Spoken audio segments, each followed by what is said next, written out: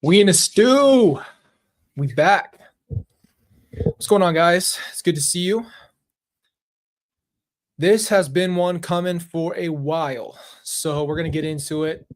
This is gonna be a good little case dive. This is just the beginning of this case for us, and I'll be honest with you. This is the one that hit me way early on. So let me give you the backstory.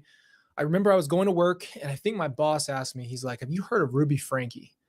I was like, "No, no idea who that is." And he goes, "Really? You haven't heard about her?" And I said, "No." And he said, "She's so much like your mom." And I was like, "Oh my gosh, no." Like that was my first thought. My heart was like, "No." And then I was like, "Well, what it is, or what is it? What it is? What it is? What's up?" I said, "What is it? Like, what's her case?" And he said, she is an like branched off LDS lady who had a lot of the same beliefs. He didn't really have too much context there. So what's up, guys? Good to see you. I have a little delay on here, so it's all good to see you. From Denver, Kelly, good evening. What it is. So, yes, she is LDS. And what hit me is when I came home and I told Kelsey, I remember asking her, I said, "You know who Ruby Franke is?" And she said, "Yes, Colby, she's just like your mom." And I said, "No, like, what is this?" So we ended up watching this little YouTube like news clip of what it was. And I was in tears because we'll get into her whole story. But first, I wanted to give you the background on who Ruby Franke is and why it mattered to me in the time, because what we've talked about on this channel before is how religion can have a huge effect on people, and how these branches of these religions that start here and then they branch out to their own religion, and these books and all these influences and all this spirituality can really get into these people's heads. And this is happening, guys, more often than you think. And this, we're in a day and age where there is a lot of content going on, and there's a lot of ways to reach people now. So there's YouTube videos, there's everything in the world for people to get their own cults. It's so much probably easier for people who are in cults to bring people in. And so what we're going to be studying is really just how this is happening, how we're getting these people to believe this stuff. Now, the two similarities, and we're not going to try to do too much comparison between Lori and Ruby, because we need to learn who Ruby is first. But this is what it is that the book, this Visions of Glory book, man, I'm going to have to read this thing to understand what is going on in this book. I'm sure there's some YouTube breakdowns. That might be where I go. This book is now haunting these two cases. This book is a central piece. And I made a video not too long ago. You guys can go see it. I said, well, what are the similarities here? Them both being LDS branches, them both reading these books, these both having a partner. We'll get into her partner as well, and both of them involving children. Now, what's interesting about Ruby that I did not know is that she was actually like a YouTuber, and they had like a family vlog. So back in 2015, I would say like the family vlog thing, from what I know, was popularized more in like the 2010 something time, and then it kind of fell off where it started to be less popular for people to have their kids on there. Now, full disclosure, our channel used to be our family living life like a family vlog, and that's because we thought that we were going to be able to share our lives, what it was really like. And it was the wrong decision to put our kids in that position. So we never did that. So as you know, that's just what it is. So I understand that was just a move for people at that time, and people wanted to share their lives. And obviously when you have kids, that's the majority of what you do in your life. So apparently they were a family channel, and that's where everybody was featured on there. And it was her, and they were called the something 8. Let me look at it. I have everything pulled up for us. So what's interesting about this is that they had a channel. I'm going to find the name right now. Hold on, baby. What? Toys. Yeah, I know. We'll look at the Spider-Man toys later, okay? Okay, I love you. Yeah, we'll see them later. Okay. Okay. No, no. She started whispering. It's called Eight Passengers. Now, when they started, sorry, I had to take a break for Flaves. She came in. She wants to see all the Spider-Man toys. I can't really flip the camera, but we're setting up the desk in a very cool way. And I'll have to take a picture of it for you guys. But there's these Spider-Man toys that are like model Spider-Man stuff, and all of it's right here next to me. So she's very excited about it. So what was I saying? Yeah, so she had a family vlog, and with this family vlog, they apparently started to notice, okay, this is what's interesting. They started to notice her behavior on camera. They started to notice that she was starting to be a little bit more, aggressive, and people could see this. And apparently their channel had like millions of subscribers. So they had like 2.5 million subscribers. And that's a lot, guys. I mean, 2.5 million is a lot of people watching your family on a regular basis. Now, this is kind of crazy because this is what puts this in to a perspective for you. Now, from what I saw from the video, this is just an understanding and kind of just my own connection here, but they had a pretty nice house. So when I watched the video, they had a nice house. They were living in a very nice area in St. George. What's crazy is I lived in St. George, and I know that there's a lot of really nice houses out in the mountains. You get a little bit further out because St. George isn't big, but there's some really nice houses up across the mountains. Like you're in a mountain range and there's just houses everywhere, right? So when you see her life from the outside, she has, yeah, exactly. That's the thing. There's clips, and this is something that Chad ended up talking about. So Chad Franke is her son, and Sherry Franke is her older two kids, and then her other kids were the ones that were still home. And we'll have to get into that because it's very, very sensitive for me because it broke my heart to see what they had to go through. So I'm just going to read you this because this is what I wanted you guys, so you have some context. Some of you guys said you didn't know who she was. So it says, as her channel grew in popularity, viewers began raising concerns about her disciplinary methods. Among the more troubling revelations, her 15-year-old son at the time was banned from his bedroom. So this is Chad Franke, forced to sleep on a beanbag for 7 months. I don't know about you guys, but taking away your child's bed is taking away a part of their safety, right? So your bed is like one of the only things you have that's something that is an essential, right? It's shelter, bed, and to take away your son's bed as a punishment for 7 months, that's a long, long time, and that would definitely make you feel. I can't imagine that, man. I can't imagine that. There you go. So this is the point. I don't know. This channel got taken down, or else people would be analyzing it. Now, yes, taking away food. So we're going to keep going into this. She reportedly withheld food, sent a child to a wilderness camp, threatened to destroy a stuffed toy, and told 2 children that they wouldn't receive Christmas because they were too numb. Then a change.org petition was launched accusing her of child abuse and neglect and Ruby's defended her action and was taken out of context. Now, this has got to be crazy because people are watching this live. So you're watching this unfold in front of you.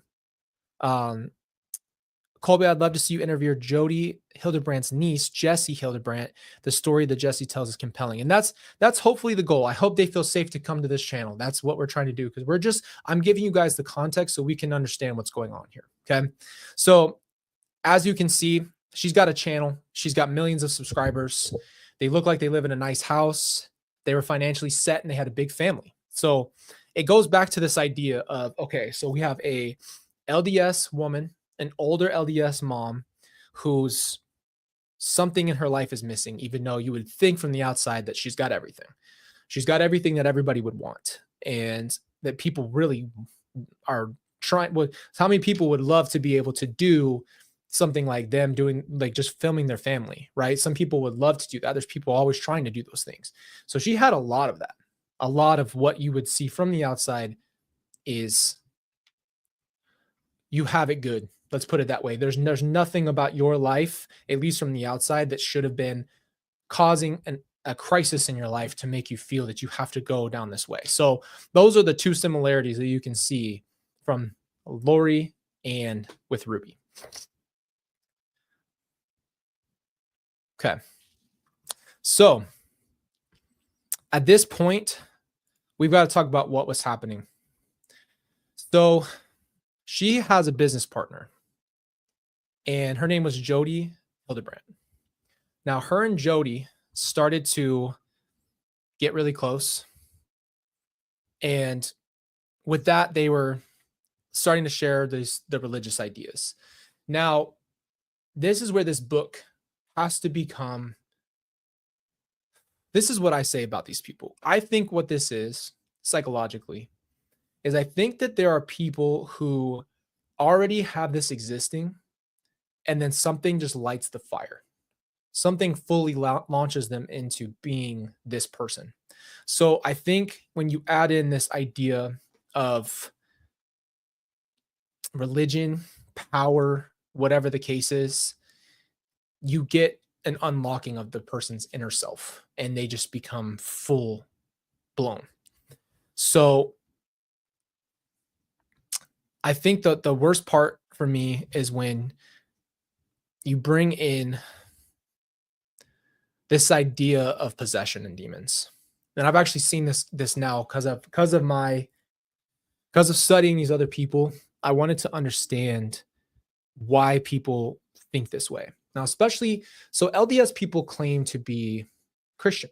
So when you're LDS, they say that we're Christians. I think Christians and LDS, and this is with all due respect, are different, because obviously Christians don't believe the same things that LDS believe. Like, there's differences in core beliefs. So yes, it is different.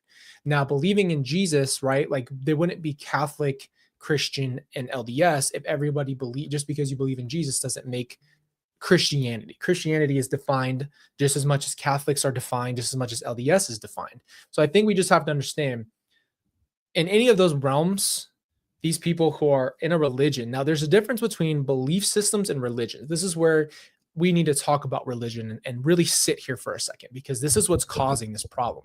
Religion is going to church, checking a list, checking it twice, putting on a certain pair of clothes, following certain rules, and doing it because it's the right thing to do, and following it to an exactness. That's more of a rule-based discipline. There's nothing wrong with having a discipline. What I am saying is freedom of belief and belief system comes with what you're actually worshiping, who you're worshiping, and how you live your life because of the love in your heart from that worship. Religion can be, I go to church every Sunday. That's a check on the list. That's something that's great. But are you there because you even want to be there, or is it routine? Now, I bring that point up for this. When you're in a religion, you can feel good by just doing the things that the religion wants you to do. Pray as many times a day, set a certain standard, and you keep that discipline. When you're in that place and you're not believing, right? You're not believing. It doesn't matter what you do at church. It's just going to a place. You might as well be at Buffalo Wild Wings. Exactly. It's believing. Well, that's right. Exactly. What Christianity, exactly what you just said, is Christianity is a belief in a relationship with Jesus Christ. But that relationship with Jesus Christ would lead you to do the things that you know are right, and you know you're not perfect. Religion is usually an organized thing that people go into and specifically participate and just follow that, right? That's the thing, is when you don't have a conviction in your heart. That's what we're trying to separate here, from religion to that belief system.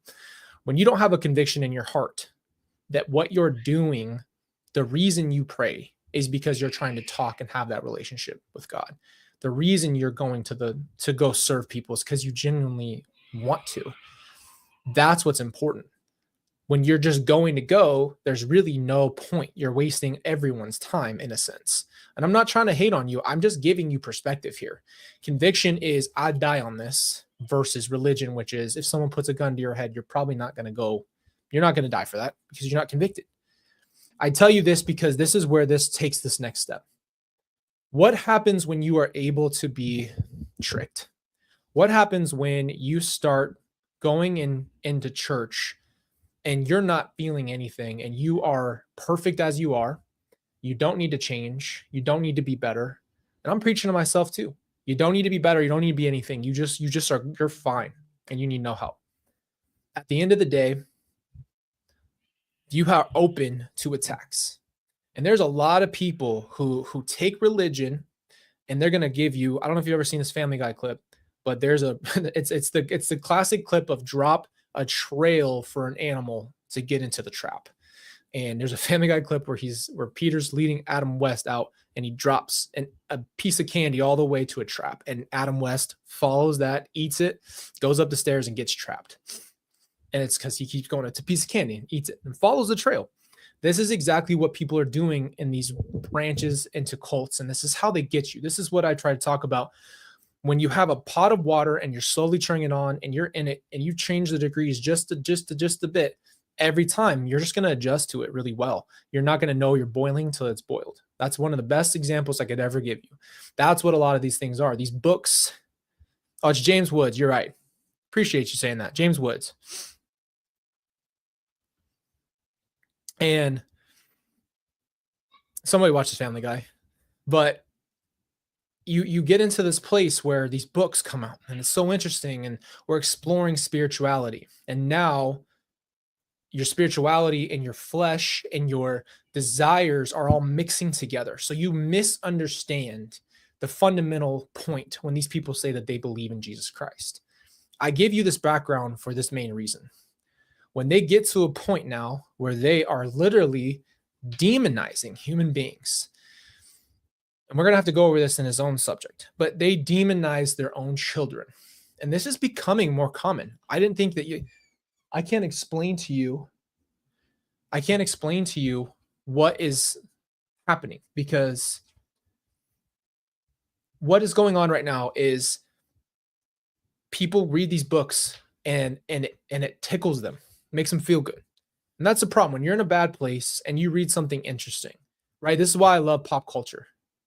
This is why I love being able to watch movies and then zoom out. When you watch pop culture and you enjoy something, you read a book, it engages your mind, it helps you have fun, you just enjoy it. But when you do that spiritually, what you're doing is you're causing people to come into this place and start to believe this fake lore idea of religion. And now people, for whatever reason, both of these women who were LDS, who had LDS backgrounds, both of them read this book. And this book, The Visions of Glory, had two of the same exact effects on them. They both had partners who were hyping them up, who were more of their leader, and they both believed that their children were demon possessed. So Ruby Franke also believed that her children were demon possessed. And getting into this next part is going to be really hard because today I'm just introducing this case to you. I want you to know where we're going, and we're going to continue to break this down. Well, Adam West is in Family Guy, just so you guys know. He's the mayor.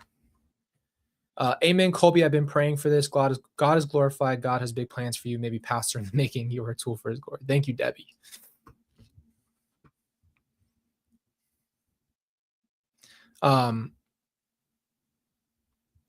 So what happened with this is that they both read this book, and now we're at this point where they both believe that their kids are demon possessed. Now, what happened with Ruby?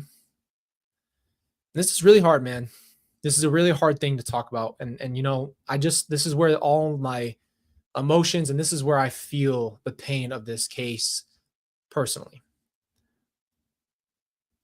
When they found, there's a lot of middle ground here, but when they found their kids, their son had been tied up in the basement, and they'd been putting cayenne pepper or some kind of pepper into his bounds, and he's bound so tight that it cuts you, because if you move from those bounds, it's going to cause those issues. They were torturing the children because they thought they were demon possessed. And the youngest son broke out of it, left the house and walked across the street and was begging for help from a neighbor. And this hurts.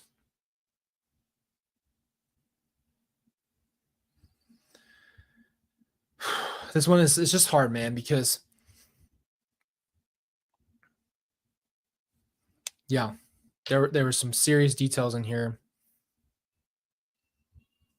All because they were torturing the demons. Yeah, it was hot sauce. There you go. I knew it was something that was burning.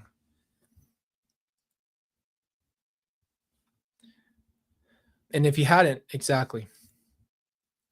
This young man, yep.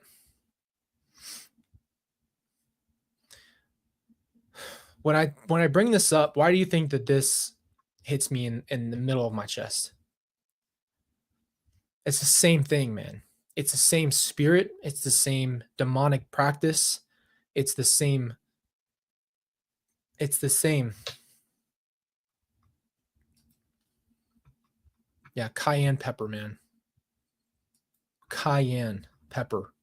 Imagine having an open scratch and go get some cayenne pepper and put it on you and tell me that. This little boy walked out in that position and went and got help, and they went and saved his sister. So I tell you that because this was after, by the way, Sammy. Sammy asked, was there before, after Lori? It was after. It was in 23 when I think they got this. Now, I've been hesitant to show you guys the clip that I watched. I'd like to, just so you could see it, but I don't want to do it unless it's very, very, it's a trigger warning for anybody. So if you guys are okay with it, then we'll do it. I wanted to ask you because I don't want to do it unless you guys are okay with it. But we're learning about what this is because the pain of what was happening in that home was what I feared for my family.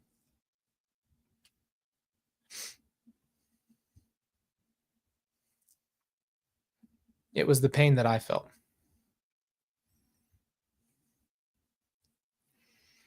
So I'm not going to show it to you unless you guys are okay with it.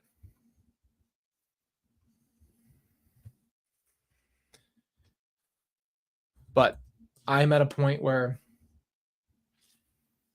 it's probably one of the hardest things I've ever seen. And yeah, I don't know if you want to, I mean, it's to watch a little boy go and ask a random stranger to save him from his family. And you guys can go see it if you want. You can just look it up. To watch a little boy break from his literal bounds in his cuts and his wounds and walk himself to a neighbor to save him from his own mother and save his sister.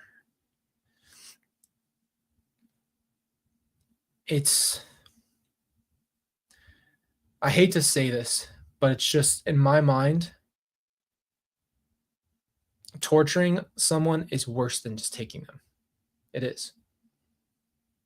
Torturing, the psychological torture, the physical torture. I don't know what to say about that. It's more mercy. It's more of a mercy to not hurt someone like that. But this is what we have to talk about. This obviously is not a one-off thing. And when I heard about this and I saw that, I broke, man. I broke. And I'm grateful. I'm grateful that those kids are alive. And God saved him, man. But the effect that this has on their family, the effect that would have on the older siblings. Now, I bought Sherry's book. I listened to the first chapter, and I kid you not, at that time when I bought it, I was about to talk about it, and it just was too hard for me. I couldn't do it at that time. I couldn't do it. I couldn't listen to her book because I couldn't hear about her mom. I couldn't hear the similarities. I couldn't deal with that. I did reach out to Sherry, and I knew she had just written her book. I'm sure everybody in the world was trying to talk to her. I invited her to the podcast, and I haven't tried to bug her. I don't want to bug her because she's a human being, and I never want her to feel like I'm trying to be the media. So I never went back to bug her. And I've also spoken with Chad, and same thing. I just want him to feel welcome here. The reason why I would talk to them, though, is I wanted to offer any advice that I could, because I knew that they have a documentary on Disney Plus. And again, that's something I'm going to watch now because I'm okay to watch it now. I tell you all of this because this family had a life-changing event, and they have to live with this forever. And I get it. I don't understand every little piece.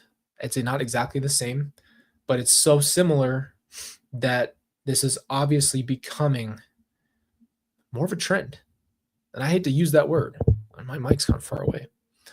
It's more of a trend, and that's a problem. It's not a normal thing. What we need to be understanding is these belief systems, this branching of LDS specifically, is happening on a regular basis. It's just not making national news, right? The awareness that we need to bring to this community is the number one thing I'm learning in my life is you have to deal with your problems, because your problems will inevitably come up and affect your life. And this is why, and we'll get into this. This is, again, we're going to be very respectful the way we talk about this. And I'm going to get to this. I just want to finish what I'm saying. Inevitably, these problems become bigger problems, and they affect how we treat our kids. And this is a lesson I'm learning, is always trying. I need to be more focused on helping myself so I can be the best version of myself and continuing to be better, rather than letting everything sit. And then you are so upset, and then it just builds and builds and builds. And that's usually the story of people's lives. It's the story of a villain. People have backstories. Why? Because they never dealt with that problem. The villain never dealt with the problem in the beginning. Now, let's take a look at those two separately, Lori and Ruby. The weird similarities are not just the religion at all. It's the lifestyles. The lifestyles alone were both higher class, higher middle class, lower upper class, whatever you want to call it. And it looks like they had everything. So we're learning between those two things that there is no, you could have everything. You could have a nice big house, the cars you want. You could have a YouTube channel, or you could be living your dream. You could have your own business. You could have whatever you feel like the pinnacle is, and it doesn't change the happiness, right? We're going to be doing a really big deep dive into this. I wanted to introduce this case to you. A lot of people said they didn't know what this was. I think we will probably watch that video for the next video that we do, because that one, I'll just give you the trigger warnings. It's a hard thing to watch. And the lessons that I've learned from this are a lot. And the thing that sticks out to me the most is demonizing a human being, your own children, for their behavior that you don't like, and making them the enemy, and making the child the demon. and completely dehumanizing your own children because you want to punish a demon. Now, if we really break down the word demon, a demon is a spiritual, non-physical manifestation. So hurting a human being does not affect the demon. These ideas are coming from the pop culture realm. It's almost like Walking Dead mixed with possession, right? It's from a different place. This isn't coming from a place of spirituality, because even people who are LDS read the Bible. They have a Bible, and in there's no reference to Jesus taking lives and taking out people who are demon possessed. It's actually the opposite. When demon possessed came to Jesus, Jesus healed them. And we have to use this example because these are the things that these people are hearing in church every week. These are the things that they should be reading and learning and understanding. So to have a high belief and conviction of something, you'd have to know what you believe. So that's the problem, is you say that it's demon possessed. So to believe the demon possessed and to believe in Jesus would mean that you believe at least that much. Now you're believing just as much that your children are possessed past the point of them being them. And it always seems to be behavioral. It's almost like you don't do what I like, or you're a certain way, so you're a demon. And I have to point out the hardest part that I don't want to point out. But at that point, how much longer before something worse happened to those kids, right? And I did hear an excerpt from her book, or maybe she said this in an interview, from Franke. She said that she watched the documentary. She watched my Netflix documentary. And when she heard about it, she was worried about her family. And that hit me like a brick, because I remember I was so upset about the documentary that it wasn't about honoring the family. But if one person could recognize Lori in that, and that could have been something that turned her mind to it, I'll have to dive into that quote. But that's at least something that could have been positive in the worst way, but at least something that could have brought awareness to her. And so I tell you all of this because this case is heavy for me. Obviously, it's very similar, but it's the one that I've known about for a while. I heard about a while ago, and it's been on my mind. And the similarities, we're going to have some really deep breakdowns on the similarities at one point, but mostly we're going to focus on what is going on with these branches. What is happening? Why is this book influencing people this much? And how is it teaching people? How is this book, Visions of Glory, teaching people to believe that their children are demons? Because this is the same path, right? Same exact path. There's two different lanes going the same direction. I mean, there's not too much that's different here. So with that being said, I want to have you guys be on the lookout for tomorrow. I'll have a video for you on this with a deeper breakdown. We will be going live on Friday once again, and we're going to be really going into this case, and it's going to be heavy. I want you guys to have a trigger warning. This is not an easy thing to talk about, especially when we break down what was going on in that home. And hopefully we'll get some perspective from someone who was involved, because that's what's important here, is about the healing aspect. We're going to see what's going on now, and hopefully there has been some healing. There has been some healing, because it matters. This healing matters. And I really am praying for this family, and I hold them in the highest respects, and pray nothing but good things. Everything that I've seen from Chad Franke is that he's doing well. Chad has started his own clothing company. And if you guys want to go support him, I should have brought the link in, but he's got his own clothing company, and he's trying to move forward. And you can tell that he has a forward mind, and he's young, and he's trying to get it done. And so is Sherry. It looks like she got her feelings out. So I'm going to read her book as well. But I appreciate you guys. You guys will be getting new videos on this. I will answer Priscilla now. Sorry it took me so long. But why is the LDS not addressing this? They don't really address things that I've seen directly. And yeah, I don't think they'll ever say anything publicly. they don't necessarily do that kind of thing. They don't really have like a PR team or anything of that nature. So I don't know. They can kind of just say it's not their fault, which I don't know. Yes, so we're about to go to the PO box in a little bit. I got salt and pepper shaker lightsabers. They're downstairs.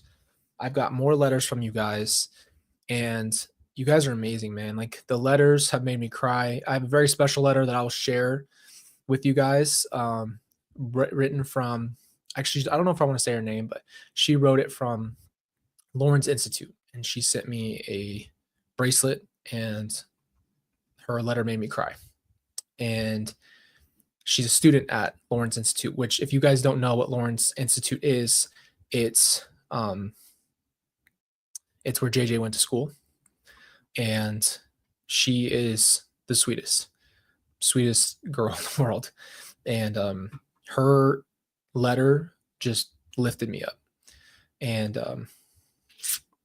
it was just a beautiful thing to have. So you guys have been amazing. Thank you for sending things in the PO box. Like I recognize, I tell Kelsey that you guys go out of your way to do something for us, write us personal letters. I read your letters, and you guys have been just really helping. And thank you for the understanding of the support with all of this, all this hard stuff with the medical thing. Like I just had to address that today. I don't know if you guys saw that. I don't want to make it a huge deal.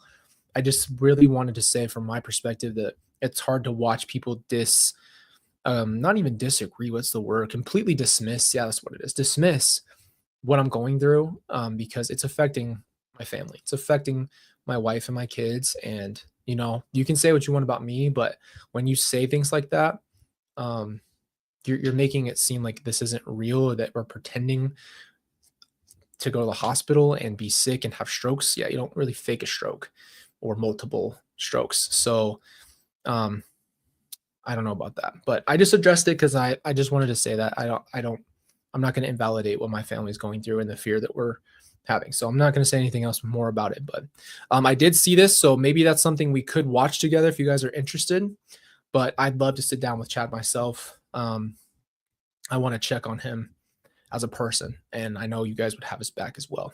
So appreciate you. Love you. I'll have a new video out for you tomorrow covering this case, and thank you guys for being here. See you soon.